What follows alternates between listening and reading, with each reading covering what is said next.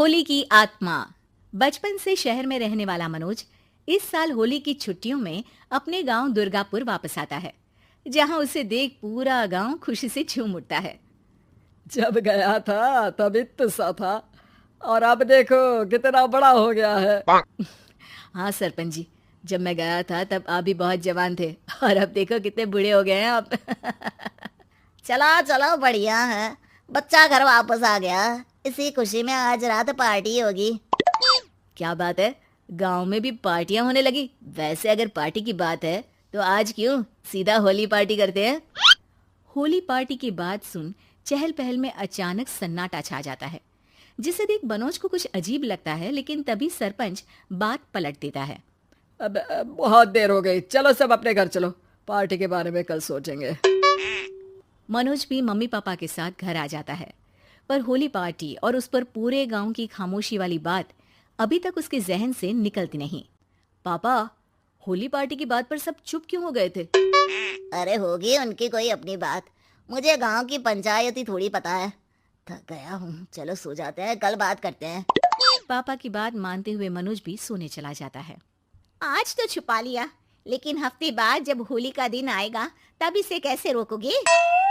अगली सुबह सूरज के साथ ही मनोज भी गांव घूमने निकल जाता है, जिस पर रास्ते में उसे अपनी ही उम्र के कुछ लड़के भी मिलते हैं, जिनसे दोस्ती कर अब वो उनके साथ घूमने लगता है।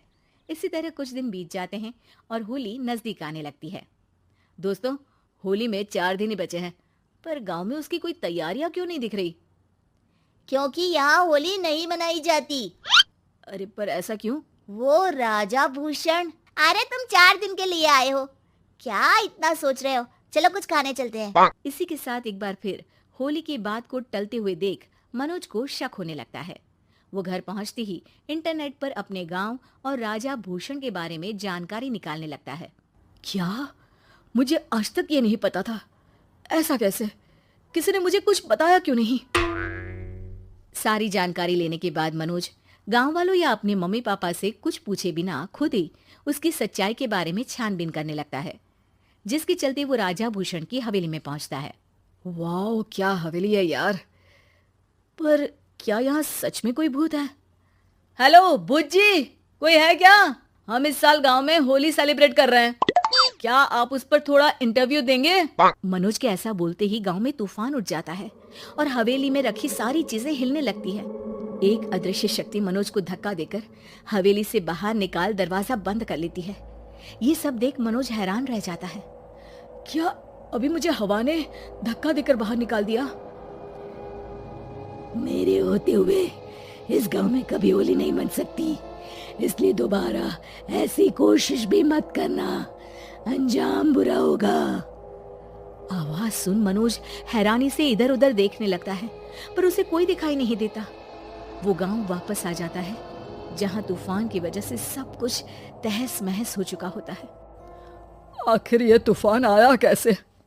ना ऐसा कोई मौसम था और ना ही हमने होली का त्योहार मनाने की बात की थी।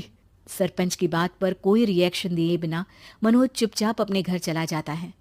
इस तरह देखते ही देखते होली का दिन भी आ जाता है और मनोज रंग लेकर गांव में निकल जाता है, लेकिन गांव पूरी तरह खाली होता है। अरे त्योहार का दिन है, धूमधाम की जगह मातम क्यों मनाया हुआ है? मनोज की आवाज सुन सब अपने घर की खिड़कियां खोल के घर के अंदर से ही उसे वापस जाने के लिए कहने लगते हैं, पर वो किसी की नहीं सुनता।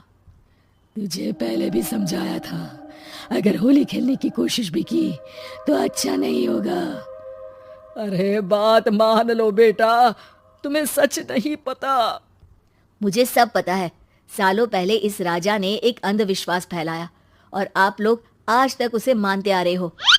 अरे बेटा, जब तुम पैदा भी नहीं हुए थे उससे भी बहुत पहले से इस गांव पर होली का श्राप है।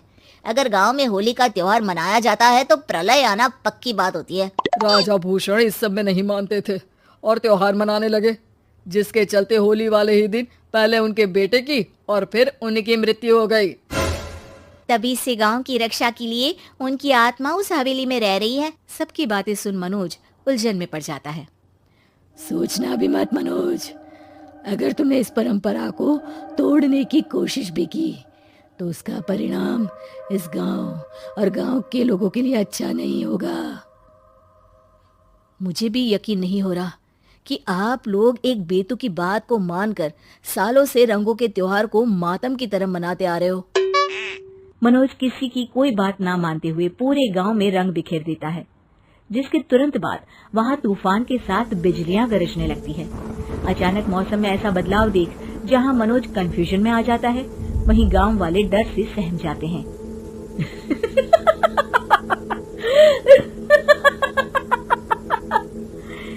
इस लड़के ने हमारे जैसे सिर्फ अपने स्वार्थ के लिए नहीं बल्कि पूरे गांव की खुशियों के लिए यहाँ होली मनाई है, जिस वजह से अब इस गांव पर होली का श्राप टूटता है।